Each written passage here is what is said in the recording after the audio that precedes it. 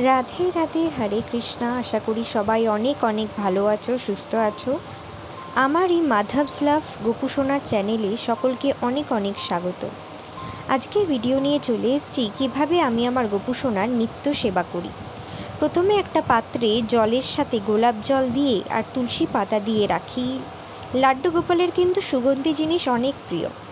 তারপর হরিচন্দন দিয়ে সারা গায়ে ভালো করে মালিশ করি, কারণ এই গরমে চন্দন সেবা করলে গোপুসোনার অনেক আরাম হয়। চন্দনে শীতল প্রভাব আছে তাই।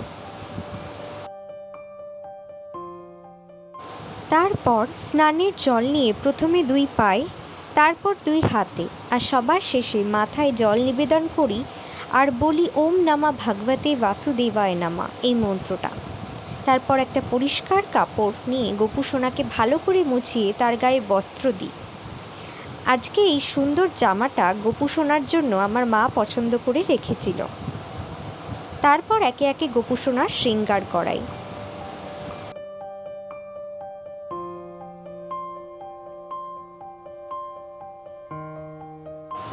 প্রথমে তাকে গলায় হার পরাই, তারপর মাথায় পাগড়ি দিই আর তার প্রিয় বাঁশিটা তার হাতে তুলে রাখি।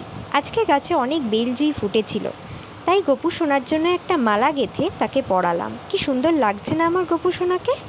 লাড্ডু গোপালের সাজতে কিন্তু খুব ভালো লাগে, তাই কেমন লাগছে তাকে দেখতে সেটা তো দেখাতেই হবে। তাই দর্পণ দিয়ে গোপুসোনাকে তার মন্ত্রমুগ্ধ করা মুখটি দেখালাম। এই গরমের মধ্যে গোপুসোনাকে প্রায় দিনই আমি দুপুরে ফলাহার নিবেদন করি। আজকে রয়েছে গোপুসোনার জন্য তার প্রিয় আম, কলা, শশা, সবেদা। তারপর গোপুসোনার ধূপ দীপ দিয়ে আরতি করি। দেখুন কি সুন্দর লাগছে। এক অপরূপ দৃষ্টিতে তাকিয়ে আছে গোপুসোনা আমাদের দিকে।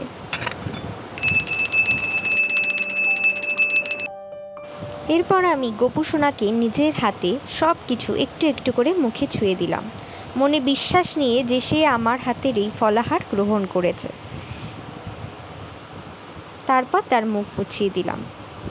এই হলো আমার নিত্যদিনের দুপুরে গোপুসোনার সেবা দেওয়া। আশা করি সকলের আজকের এই ভিডিওটি দেখে খুব খুব ভালো লেগেছে।